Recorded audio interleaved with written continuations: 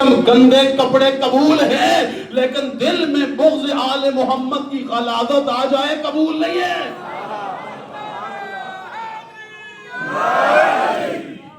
اس لیے یا زندہ باد، مردہ باد،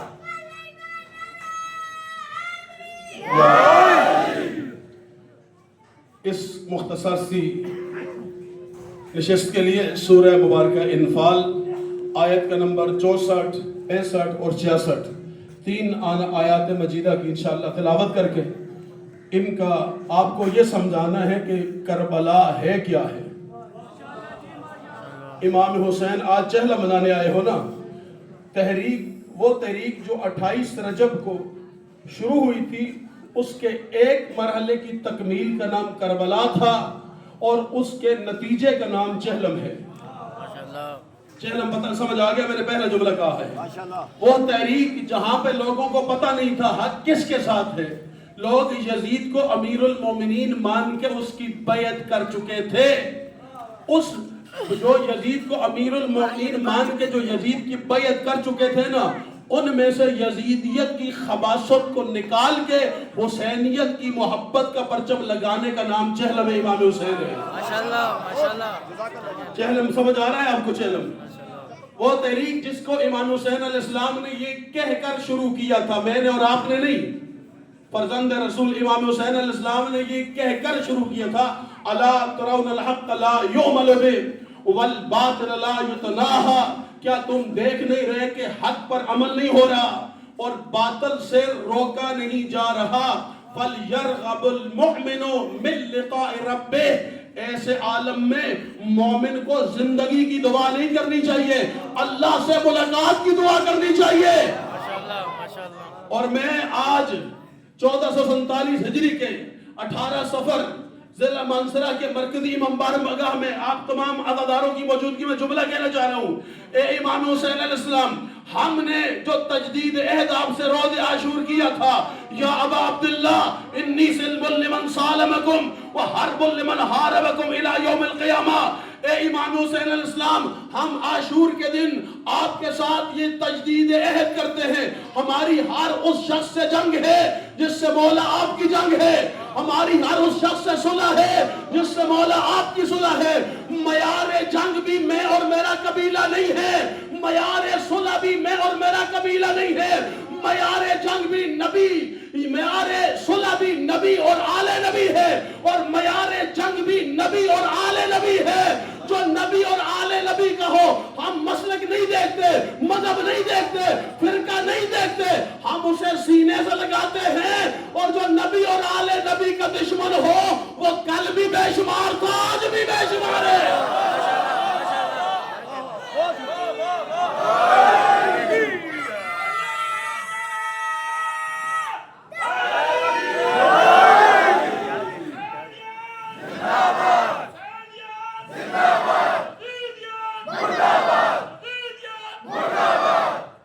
اور اس تحریک کا جب آغاز کیا امام حسین علیہ السلام نے تو کس سے آغاز کیا؟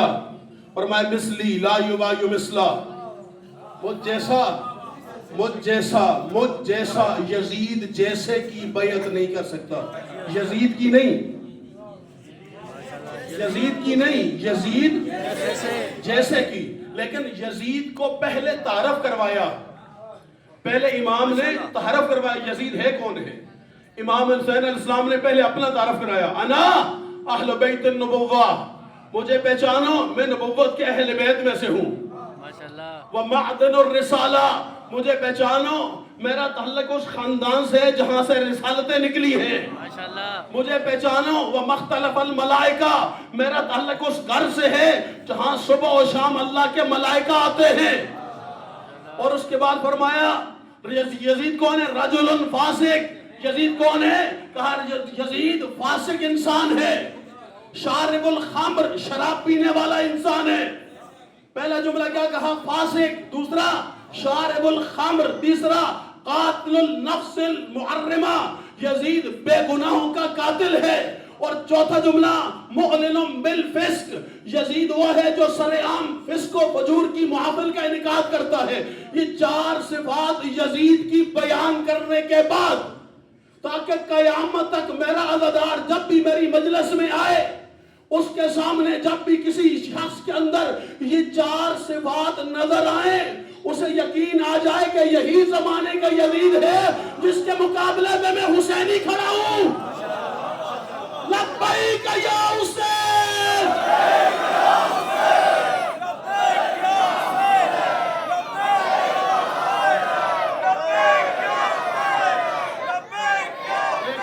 ماشاءاللہ خدا آپ کو جزائے خیر عطا فرمائے. میرا مقصد کا تہن آپ کو تھکانا نہیں ہے. ابھی جو ہمیں تھکانے کی کوشش کرتے ہیں نا ہم انہیں تھکائیں گے.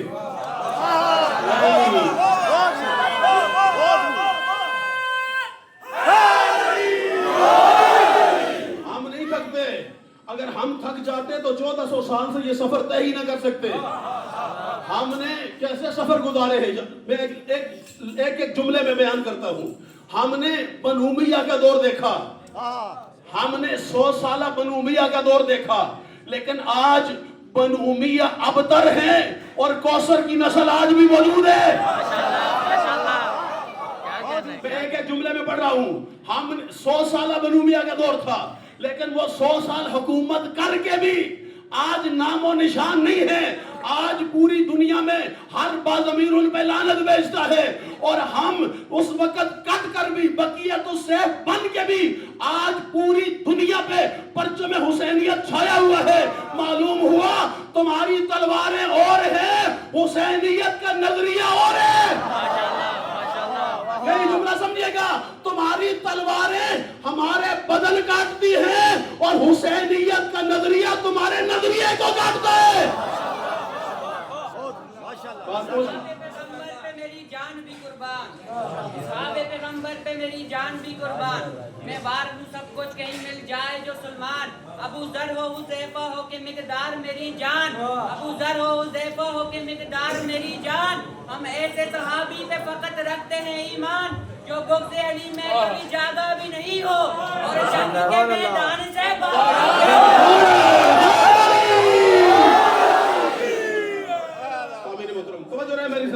4 صفات امام نے یزید کی بیان فرمائی. اس کے بعد پہلا جملہ کیا فرمایا؟ مثلی لا یبای مثلا. ایک جملہ ہو گیا امام کا.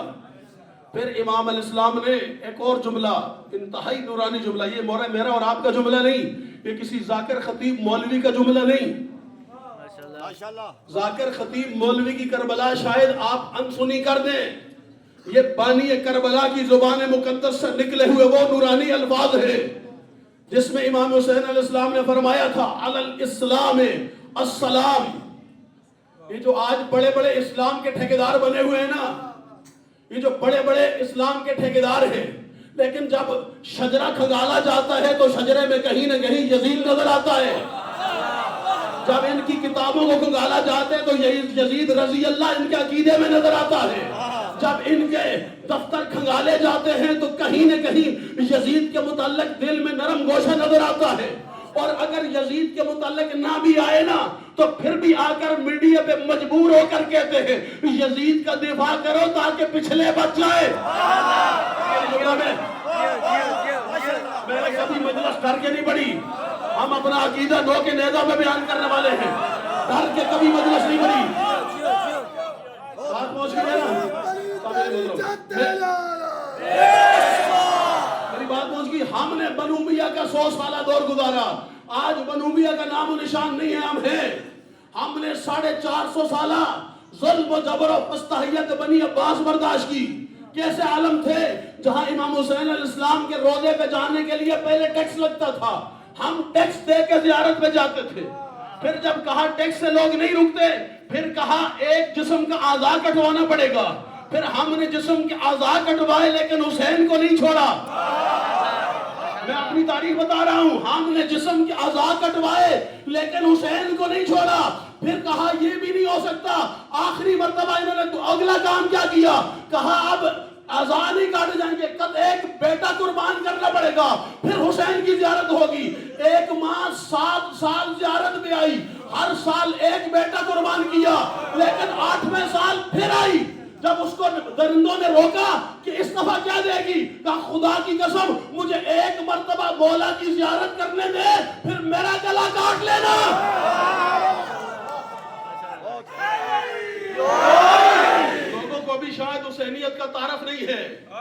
حسینیت کا یا کربلا کا تعارف نہیں ہے. یہ 416. پھر یہ جب دیکھا نا نہیں روک سکتے. اگلا جملہ بہت امپارٹنٹ ہے. جب دیکھا نہیں روک سکتے ہم لوگوں کو. اب انہوں نے ایک اور کام کیا. اب متوکل نے کیا کام کیا؟ اس نے امام حسین علیہ السلام کا روزہ مبارک گرایا. سارے مل کے لعنت بھیجیے. اس نے امام حسین علیہ السلام کا روزہ مبارک گرایا. گرانے کے بعد اس نے 2 کام کیے. ایک حل چلانے والوں کا حل چلاؤ, دوسرا نہر فرات کا رخ امام حسین کے روضے کی طرف موڑا. تاریخ میں دونوں باتیں لکھی ہوئی ہیں. پانی نے حیا کیا, اس نے حسین کی قبر کا طواف کر کے بتایا تو بے ضمیر ہے لیکن پانی بے ضمیر نہیں ہے. ماشاءاللہ ماشاءاللہ ماشاءاللہ. حیوان نے حیا کیا. انہوں نے جتنا مارا, حیوان حسین کی قبر کے قریب نہیں گئے. ان حیوانات نے بتایا تم انسان ہو کے ان کی معرفت نہیں رکھتے, ہم حیوان ہو کے ان کی معرفت رکھتے ہیں. ماشاءاللہ ماشاءاللہ.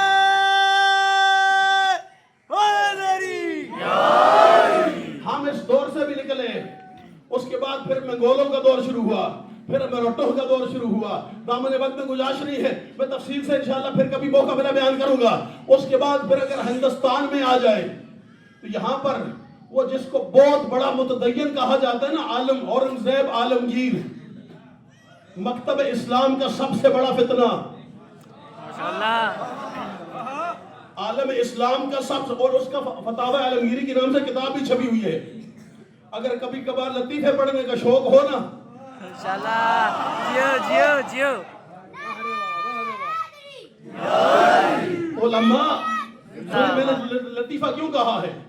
میں نے لطیفہ اس لیے کہا ہے, علماء فتوہ دیتے ہیں, بادشاہ فتوے نہیں دیتے, لطیفے بیان کرتے ہیں. ماشاءاللہ. یہ بادشاہ تھا, عالم نہیں تھا, لیکن اس نے اپنے نام سے کتاب لکھوائی فتاوی عالمگیری. اس کے دربار میں ہر روز, ہندوستان کی بات کر رہا ہوں, بر صغیر پاک و ہند کی, ہر روز محفل تبرہ برپا ہوتی تھی اور ایک شیعہ کا نام لے کر تبرہ کیا جاتا تھا. انہیں پتہ نہیں علی والوں کا.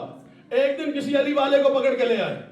ہاں ماشاءاللہ, کیا کہنے. ایک دن کسی علی والے کو پکڑ کے لے آئے. اس نے کہا تبرہ کرو. کہا کیسے کرنا ہے؟ اس نے کہا تم ایک شیعہ کا نام لو, باقی سارے یہ خود جواب دیں گے. ایک شیعہ کا نام لو, باقی جواب سب کو میں نے رٹایا ہوا ہے. جس طرح طوطے آج کل رٹے ہوئے نا شیعہ کافر, ماشاءاللہ. یہ جو شیعہ کافر کا رٹا ہے یہ امریکہ نے لگوایا ہے. یہ ڈالروں والا ہے, یہ اسلام والا نہیں ہے, یہ قرآن والا نہیں ہے. میں چیلنج کر کے یہاں بات کر رہا ہوں, سید ہو کے ضلع منصورہ سے میرا تعلق ہے. چیلنج کر کے اگر تمہارے اندر ہمت ہے آؤ, اور کورٹ سے اجازت لیتے ہیں, مناظرہ کرتے ہیں, پھر ہم بتائیں گے کافر کون ہے. ماشاءاللہ. جیو جیو جیو جیو.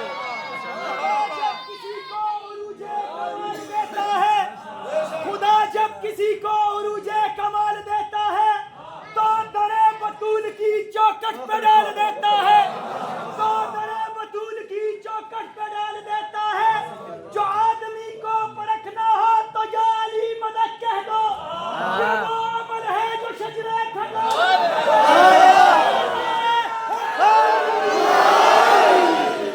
وہ جب کسی علی والے کو پکڑ کے لائے نا, تو لانے کے بعد اسے کہا کہ تبرہ کرو. اس نے کہا کیسے کرنا ہے؟ کہا تم بس ایک شیعہ کا نام لے لو, باقی جواب ہم نے رٹایا ہوا ہے. اس نے آ کر خاموشی سے کہا محمد بن ابی بکر رافضی بود. پتہ نہیں یار جمعہ میرے ساتھ ہے یا نہیں ہے.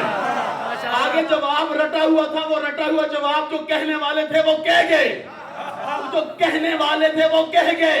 یعنی علی والے تمہیں بتاتے ہیں ابھی تم شعور کی اس منزل پہ نہیں پہنچے جہاں تمہاری سوچ ختم ہوتی ہے, وہاں سے علی والوں کی فکر کا آغاز ہوتا ہے. یہ فکر کیوں ہے؟ یہ فکر اتنی بلند کیوں ہے؟ آئیے قرآن پڑھتے ہیں. یہ اتنی بلند فکر کیوں ہے؟ پڑھو قرآن. بسم اللہ الرحمن. جن آیات کو میں نے سرنامہ کلام میں پڑھا, میں بتاتا ہوں کربلا کیا ہے, کربلا نے ہمیں کیا دیا ہے. سنیں گے نا سب؟ کربلا, پہلے کربلا کو سمجھو, کربلا نے دیا کیا ہے ہمیں. اس کے بعد پھر اپنے آپ کو کربلائی کہنا کہ اس زمانے کی کربلا میں تم کھڑے ہو, تمہارا کوئی کردار ہے, کوئی تمہارے جسم پہ زخم ہے, کوئی تمہارے نام پہ حسین کے نام پہ FIR لگی ہوئی ہے, کوئی حسین کے قتل کر کے آپس میں چھوٹی چھوٹی زمینوں کے جھگڑے میں قتل کر کے جہلوں میں جانا اور بات ہے. حسین کے نام پہ اتکڑی پہننا سید سجاد کی سنت ہے، ثانیہ زہرا کی سنت ہے۔ لبیک یا حسین،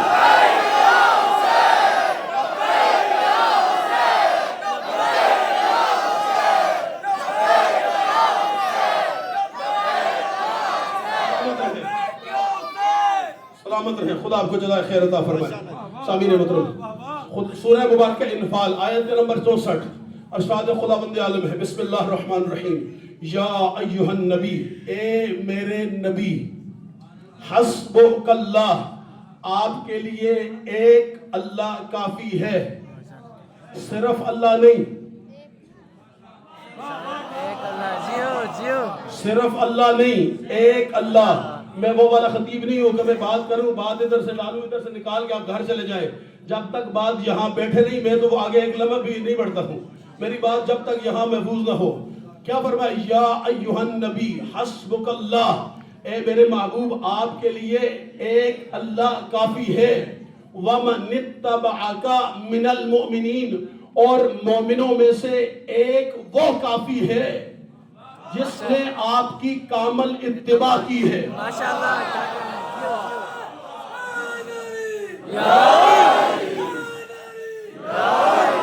ایک اللہ کافی، ایک وہ جس نے آپ کی اتباع کی ہے، دونوں ایک۔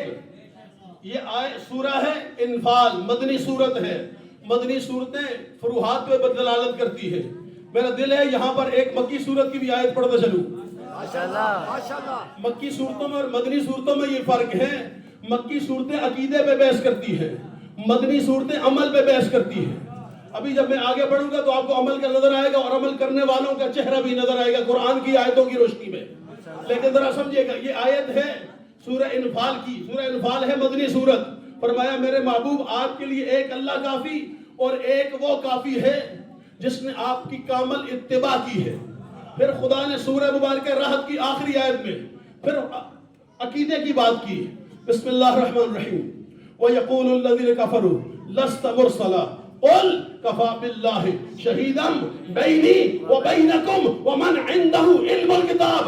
میرے محبوب یہ کافر تجھے کہتے ہیں کہ تو نبی نہیں ہے، میرے محبوب کافر تجھے کہتے ہیں کہ تو نبی نہیں ہے، قل، آپ ان سے کہہ دیجئے میں تمہارے بنانے سے نہیں نبی بنا، میں ادھر سے بن کے آیا ہوں۔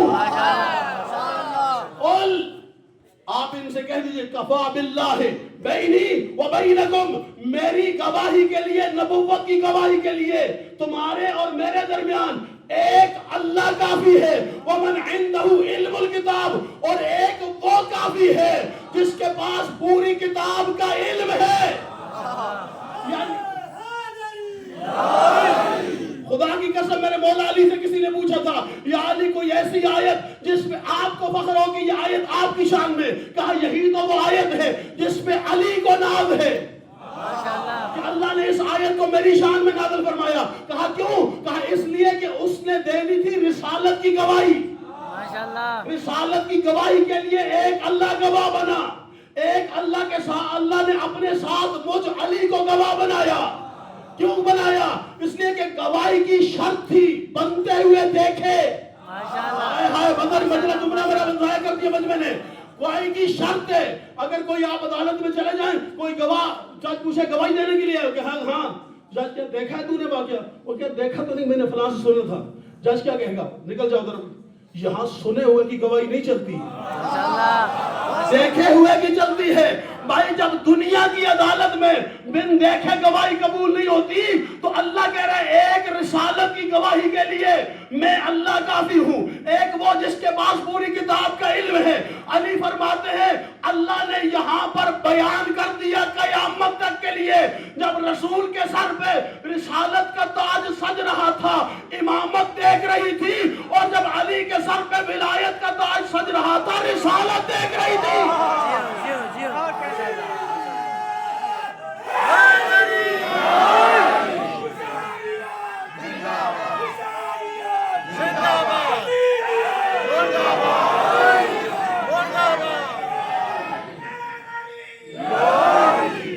بات پہنچ رہی ہے؟ اب یہ ہے منزل عقیدہ، عقیدے میں اتنے بلند ہو۔ ابھی میرے بھائی کہہ رہے تھے نا علی کے معنی بلندی، یہ لغت والوں نے لکھا ہے. علی کے معنی بلندی یہ لغت والوں نے لکھا ہے. اہل عرفان یا جن کو ہم اپنی زبان میں اولیاء اللہ کہتے ہیں، انہوں نے علی کے معنی کیا کیے ہیں، بیان کروں؟ اہل عرفان یا جنہیں ہم اپنی زبان میں اولیاء اللہ کہتے ہیں، انہوں نے علی کے معنی کیا کیے ہیں؟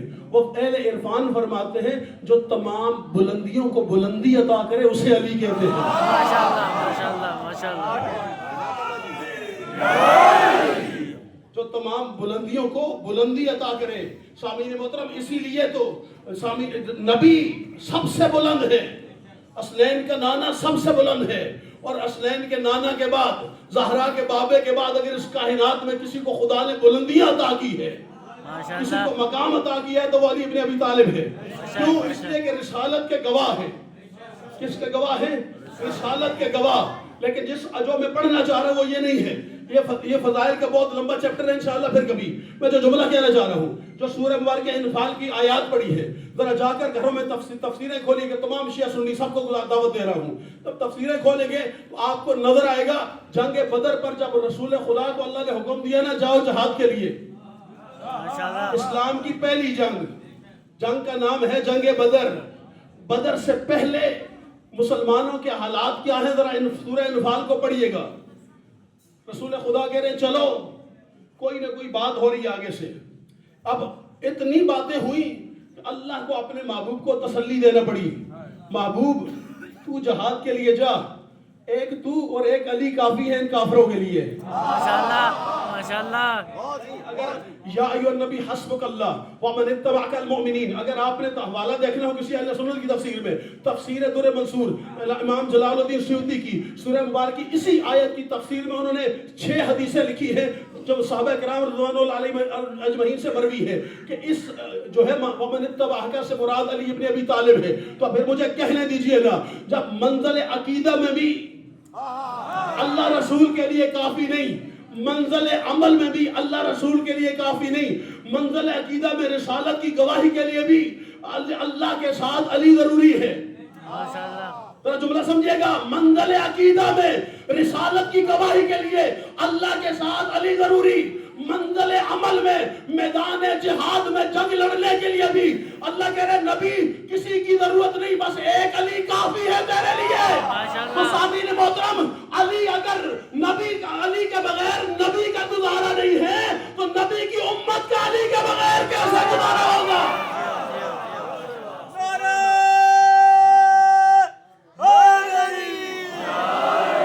بات پہنچ گئی. اب یہ حکم تھا، رسول خدا کو تسلی دی. جب تسلی ہو گئی نا پھر کہا کیا باقیوں کو چھٹی دے دیں؟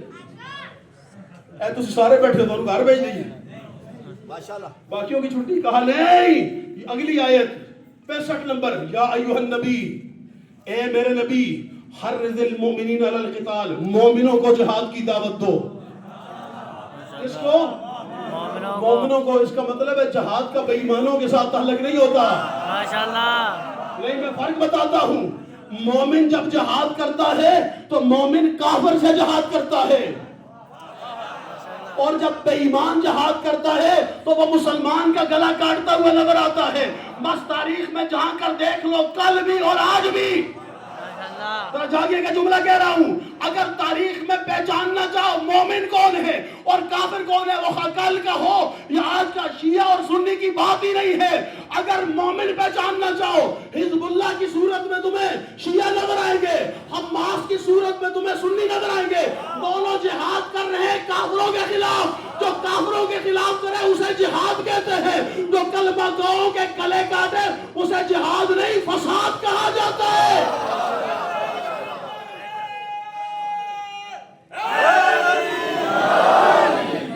جو کلمہ گو کے گلے کاٹے اسے کیا کہا جاتا ہے؟ جہاد. ایک جملہ میرا بہت اچھا آپ نے سنا، ایک جملہ اور کہنا چاہ رہا ہوں. یزیدیت کی ایک روش ہے، یزیدیت کا ایک طریقہ کار ہے.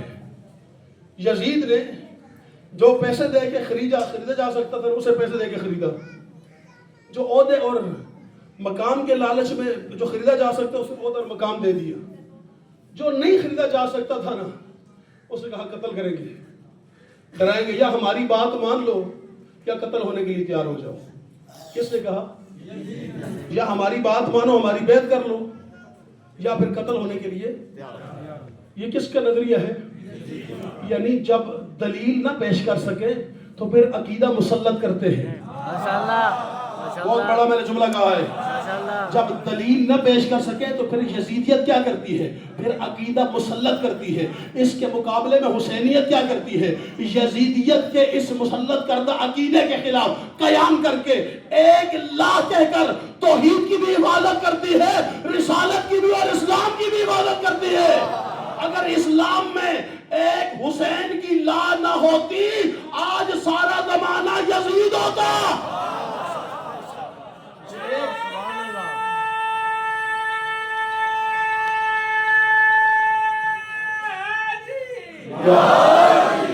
اب کیا کہا؟ یا ایھا النبی حرض المؤمنین علی الجہاد قتال. اے میرے نبی مومنوں کو جہاد کی دعوت دو. اچھا جب جہاد کی دعوت دو تو مومن تو پہلے کنفیوز ہے. ہاں ان کو پہلے تسلی دو, ان کو ان کا مقام بتاؤ.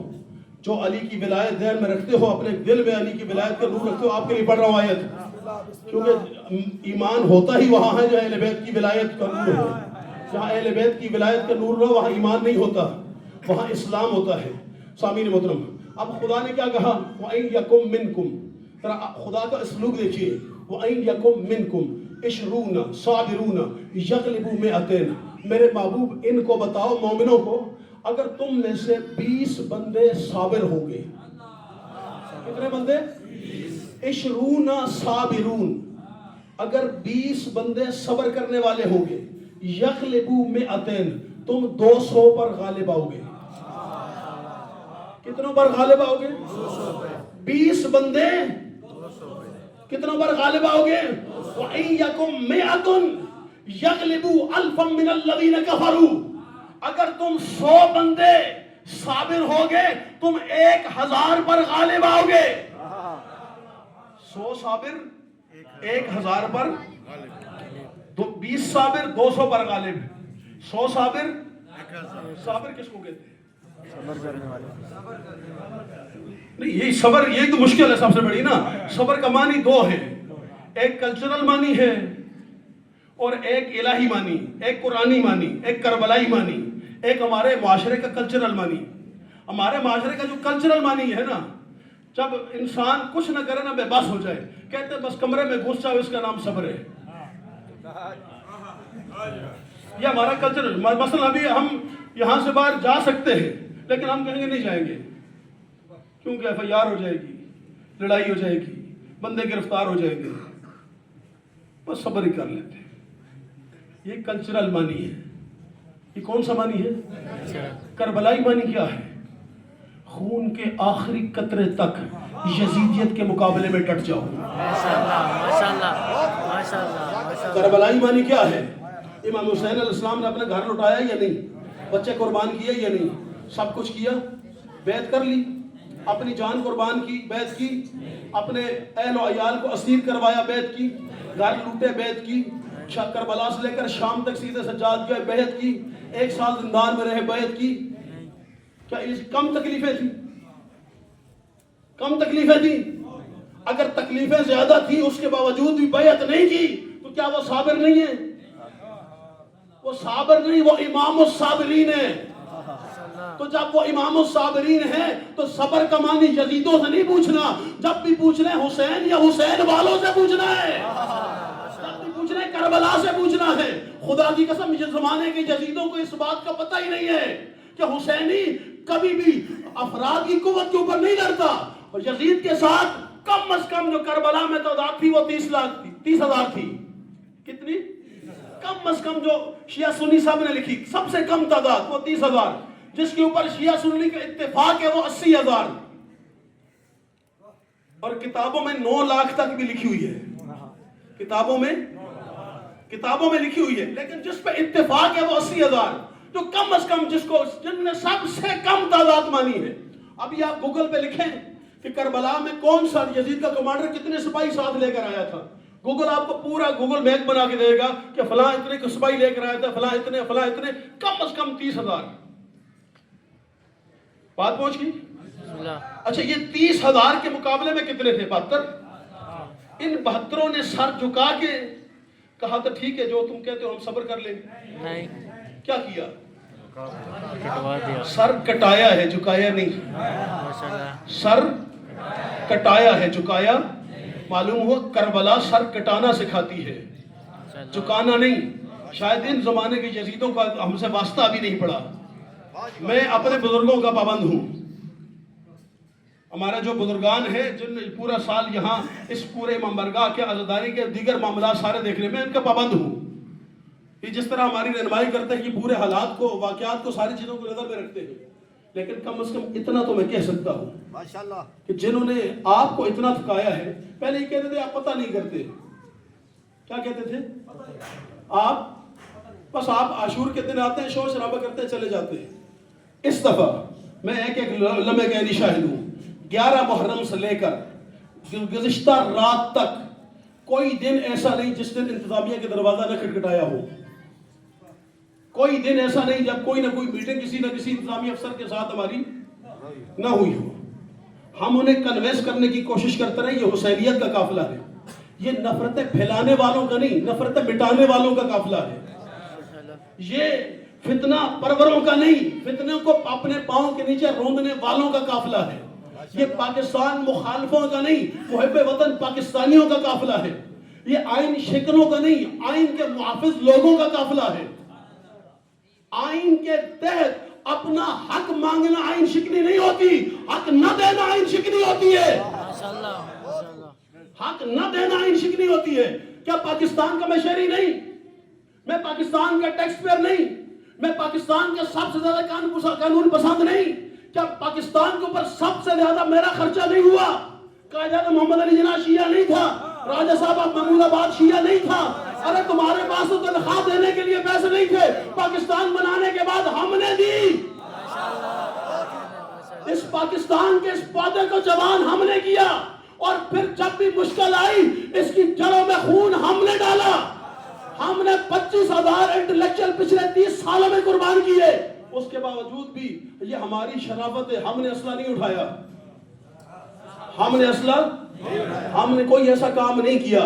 اگرچہ ہمارا یہ درد ہے، اے پی ایس کے قاتل تم افغانستان سے پکڑ کے لاتے ہو، لیکن ہمارے کسی ایک جو ہے شہید کا آج تک قاتل نہیں پکڑ گیا.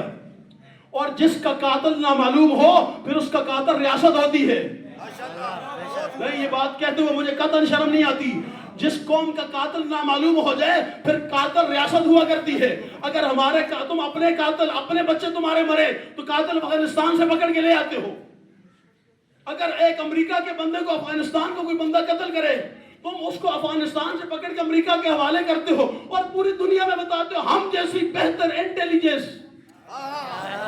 ہمیں بتاؤ، ہمارے 100 جنازے پڑھ رہے، کبھی کوئی قاتل پکڑا گیا؟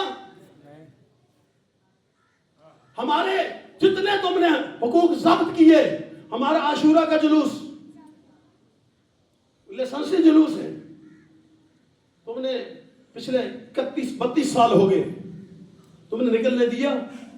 ہم ہر سال، ہم جب تک زندہ رہے احتجاج کریں گے، اور انشاءاللہ مجھے یقین ہے ایک دن وہ نسل آئے گی جو تمہارے گریبان میں ہاتھ ڈال کے اپنا حق لے گی. شرافت سے نہیں، مانگنے سے نہیں، بھیک کی صورت میں نہیں. بھیک نہ ہم کل دی ہے ہم نے، نہ ہم آج بھیک مانگ رہے ہیں. ارے ہمارے بزرگوں کے نام پہ لوگ بھیک مانگتے ہیں. ہم کوئی بیکاری قوم نہیں ہے. ہم جب بھی اپنا حق لیتے ہیں گریبان میں ہاتھ ڈال کے لینا جانتے ہیں. لیکن ابھی ہماری شرافت ہے، یہ ہمارے بزرگوں نے ہمیں روکا ہوا ہے. یہ کہتے ہیں شاید بات چیت سے مسئلہ حل ہو جائے. لیکن ایک جملہ میں نے کیا کہا ہے، 20 صابر 200 پر غالب. یہ قرآنی اصول ہے، میرا بنایا ہوا نہیں. 100 صابر 1000 پر غالب. کیوں غالب ہیں؟ بِأَنَّهُمْ قَوْمٌ لَا يَفْقَهُونَ، اس لیے کہ کافروں کو شعور نہیں ہے. اس آیت میں 3 ایمان کی نشانیاں بتائیں میدان جہاد کے لیے. کتنی نشانیاں؟ 3 اصول جہاد کے. پہلا ایمان. اگر ایمان نہیں ہے تو جہاد نہیں کر سکتے. ہمارے ایمان کی دلیل اگر پوچھنا چاہتے ہو، ہم کبھی بھی حسین کے جلوس میں اکیلے نہیں آتے. ہم اپنا 6 مہینے کا بچہ بھی لے کے آتے ہیں. ہم ماں کو بھی ساتھ لے کے آتے ہیں, ہم زوجہ کو بھی لے کے آتے ہیں, ہم بیٹی کو بھی لے کے آتے ہیں, ہم اپنے بچوں کے ساتھ یہاں آتے ہیں, اس لیے کہ ہمارا ایمان ہے اگر ہمارے بچے حسین کی راہ پہ قربانی کے لیے ضرورت ہے تو پہلے میرا بچہ قربان ہوگا, پھر کسی اور کا. لبیک یا حسین,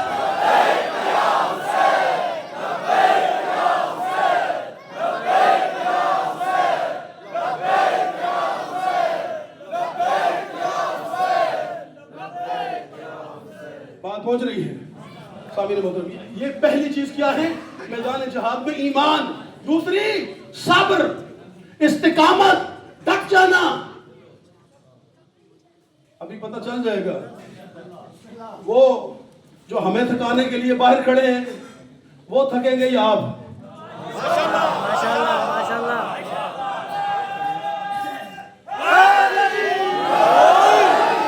ہم رات کو یہیں رہیں گے, ہم رات کو, ہم کل دن کو بھی یہیں رہیں گے. ہم جب تک باہر کی اجازت نہیں ملتی ہم لڑیں گے نہیں, لڑیں گے نہیں. ہم یہاں رہیں گے, وہ باہر رہیں گے. پھر دیکھتے ہیں کون تھکتا ہے, آپ تھکتے ہو یا ہم. لیکن ہم اتنا بتا دیں, ہم اتنے بڑے بڑے یزیدوں کے مقابلے میں اگر 1400 سال سے نہیں تھکے تو ان چھوٹے چھوٹے یزید کے بلوغڑوں کے مقابلے میں نہیں تھکیں گے.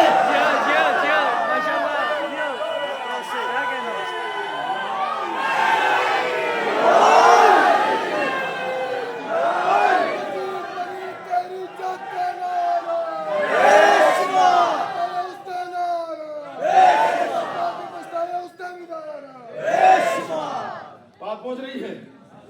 ابھی ایک آیت ہوئی ہے, دوسری نہیں پڑھی. ابھی میں نے ایک آیت, 2 آیتیں پڑھی ہیں, 64 65. لیکن ابھی تیسرا اصول جو میدان جہاد میں ضرورت ہوتا ہے, پہلا ایمان, دوسرا صبر, تیسرا بِأَنَّهُمْ قَوْمٌ لَا يَفْقَهُونَ. کافروں کو شعور نہیں ہے, لیکن جو میدان جہاد میں میدان میں اترتے ہیں وہ باشعور ہوتے ہیں. شعور کس کو کہتے ہیں؟ شعور شین عین را شعر, شعیر. یہ جو سر کا بال ہوتا ہے نا, اس سے باریک چیز کو کیا کہتے ہیں؟ شعیر. سر کا بال ہوتا ہے نا, اس سے جو باریک چیز ہو اسے عربی میں کہتے ہیں شعیر, شعر. بات پہنچ گئی؟ یعنی ہم اتنی باریک بینی کے ساتھ کی گئی ہمارے خلاف سازش کو بھی اپنے شعور کی طاقت سے ناکام بنا سکتے ہیں. ماشاءاللہ ماشاءاللہ. اتنا شعور اہل بیت کے چاہنے والے رکھتے ہیں, اس لیے کہ یہ منبر فقط یا حسین اور ماتم اور آنسو نہیں بانٹتا, سب سے بڑا حجاب ہے. 1400 سال سے یہ منبر حسین کا اس کائنات میں شعور بانٹتا ہے, ایسا شعور بانٹتا ہے جس سے یزیدوں کے چہروں سے بھی نقاب اترتے ہیں. میں ایک آسان سا جملہ کہہ رہا ہوں, یہ جملہ میرا نہیں ہے, مولانا محمد اسماعیل دیوبندی ہمارے مکتب کے بڑے عالم گزرے ہیں, پہلے دیوبند سے تعلق رکھتے تھے, بعد میں شیعہ ہوئے. یہ بھی ہماری خوش قسمتی ہے کہ طول تاریخ میں حر نے کربلا میں سنت قائم کی تھی یزید کو چھوڑ کے حسین کے پاس آنے کی. حر نے کربلا میں سنت قائم کی تھی یزید کو چھوڑ کے حسین کے پاس آنے کی. اس سنت پہ 1400 سال سے لوگ ادھر کو چھوڑ کے ادھر آئے ہیں, لیکن ادھر سے ایک بھی کبھی ادھر نہیں گیا. کیوں نہیں گیا؟ اس لیے کہ یہاں سے شعور بڑھتا ہے, یہاں سے نجات بڑھتی ہے, یہاں جنت نہیں بانٹی جاتی, جنت کے سرداروں سے ملایا جاتا ہے. بات وہ ہے نا سامعین محترم. اب یہ 3 نشانیاں بیان کی, اگلی آیت میں کمزوری بیان کی اللہ نے. اگلی آیت الان خفف اللہ عنکم, اللہ تمہیں تھوڑی سی تخفیف دیتا ہے. معیار کیا تھا؟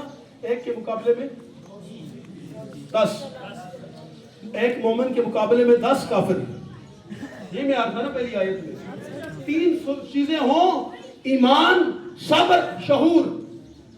اگر یہ 3 چیزوں والے ہوں تو ایک مومن کے مقابلے میں 10.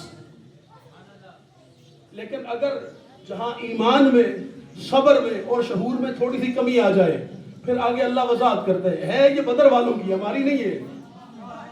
لیکن چونکہ آیت منسوخ نہیں ہے, ہر زمانے کے لیے ہے, اس لیے الان خفف اللہ عنکم, اللہ تمہیں تھوڑی سی تخفیف دیتا ہے.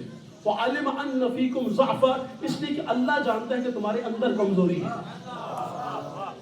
خدا جانتا ہے تمہارے اندر کمزوری ہے. یعنی جب اندر کمزوری آ جائے تو پھر کیا ہوتا ہے؟ اب پہلی آیت کا معیار ذہن میں ہے نا. جب اندر کمزوری آ جائے تو پھر کیا ہوتا ہے؟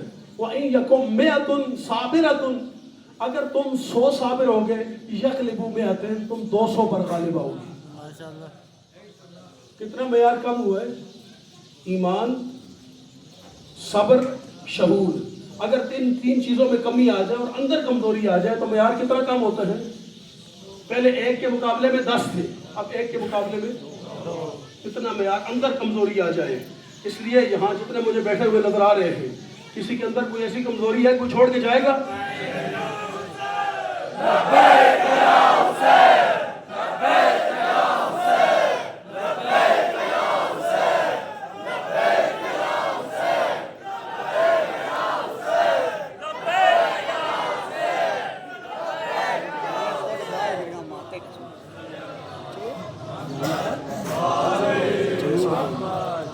بات پہنچ رہی ہے نا. اب دیکھیں اندر اگر کمزوری آ جائے تو پھر معیار اتنا گر جاتا ہے مومن کا کہ اللہ کہتا ہے جب تمہارے اندر کمزوری آ گئی، اب تم 1 کے مقابلے میں 2. ابھی بھی تمہارا پلڑا بھاری ہے، پلڑا ابھی بھی تمہارا بھاری ہے، لیکن معیار اتنا کم ہوا، معیار اتنا گر گیا کہ اب 2 کے مقابلے میں 1 رہ گیا. وَإِن يَكُن الفن یغلب الفین، اور اگر تم 1000 صابر ہوگے تم 2000 پر غالب آؤ گے، لیکن اپنی مرضی سے نہیں، باذن اللہ، اللہ کے اذن کے ساتھ. واللہ مع الصابرین، خدا کی قسم اللہ بے صبروں کے ساتھ نہیں ہوتا، صبر کرنے والوں کے ساتھ ہے. اب اللہ نے قسم کھائی، اللہ کس کے ساتھ ہوتا ہے؟ صبر کرنے. اب ذرا میرے ساتھ ترتیب کے ساتھ چلیے گا. میں نے یہ آیتیں پڑھی جنگ بدر کی، یعنی بڑا معیار کیا تھا؟ 1 کے مقابلے میں 10. رسول خدا نے جنگ بدر لڑی، مسلمانوں کی تعداد 313، کافروں کی 1000. یہی پڑھی ہے تاریخوں میں، میں جلدی جلدی گزروں گا. جنگ احد لڑی، مسلمانوں کی تعداد 1000، کافروں کی 3000. جنگ خندق لڑی، مسلمانوں کی فوج کی تعداد 3000، کافروں کی 12000. یہی تعداد تھی.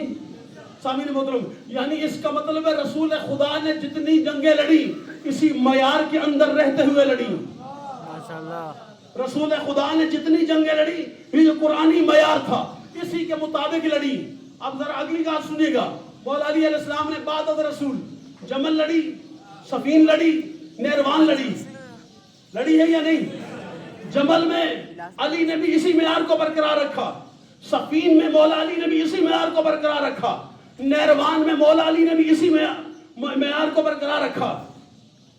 لیکن امام حسن علیہ السلام جب لشکر لے کر نکلے یہی معیار تھا. کربلا نے قیامت تک معیار بدل دیا. ماشاءاللہ، کربلا نے قیامت تک معیار بدل دیا. کربلا کا پہلا معیار کیا ہے؟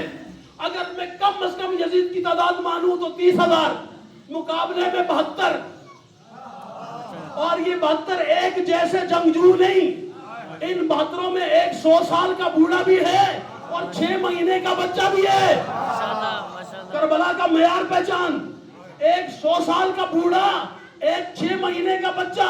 لیکن حسین نے ان 72 کو اگر میں سب سے کم تعداد 30,000 مانوں تو پھر بھی مسلمانوں تمہیں پتہ ہونا چاہیے کربلا میں ہمیں حسین نے بتایا میرا ایک کربلائی تمہارے 3,000 کے مقابلے میں کافی ہے.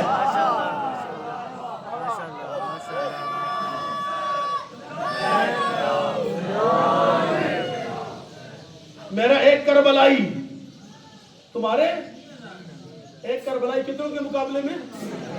کربلائی ہو، عام نہیں، کربلائی ہو. ایک کربلائی کتنوں کے مقابلے میں؟ معیار بدل دیا ہے نا؟ بدلا ہے یا نہیں؟ معیار بدل دیا. زمانے کے ہر یزید کو قرآن کی آیت سناؤ اور اس کے بعد پھر کربلا سناؤ، پھر اسے بتاؤ کربلا 72 اگر تم 30,000 کے لشکر 72 کو شکست نہیں دے سکے تو آج پوری دنیا میں آج سرزمین مانسرا میں یہاں پر کم از کم 1000 سے زیادہ مومنین تو یہاں امام برگاہ کے اندر موجود ہوں گے. میں آپ کو یقین کے ساتھ کہتا ہوں اگر سارے زمانے کے یزید ہمارے مقابلے میں آ جائے اور مانسرا کی نائل انتظامیہ اگر راستے سے ہٹ جائے تو پھر ہم انہیں بتائیں گے اپنے زمانے کا حسینی کون ہوتا ہے اور یزیدی کون ہوتا ہے. میدان میں کرار کے ماننے والے کیسے ہوتے ہیں اور فرار کے ماننے والے کیسے ہوتے ہیں.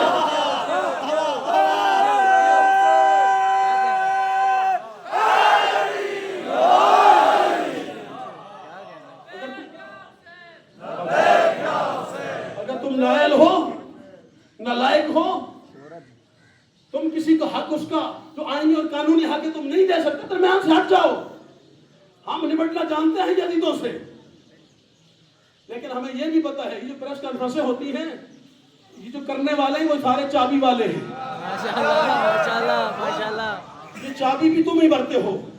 یہ تمہارے ادارے یہ جتنے طالبان بنائے کس نے بنائے یہ لشکر جتنے بنائے کس نے بنائے ہمیں پتہ نہیں ہے. یزیدیوں نے نہیں انہی اداروں نے ہماری فوج نے ہماری انفورسمنٹ ایجنسیز نے یہ جتنے لشکر بنائے ہیں. آج بھی بدقسمتی سے گڈ اور بیڈ کی اصطلاح استعمال ہوتی ہے لیکن مکتب اہل بیت میں کوئی گڈ بیڈ نہیں ہوتا. جو ملک کا محب ہے وہ ہمارا ہے جو ملک کا دشمن ہے وہ کل بھی بے شمار تھا آج بھی ہے.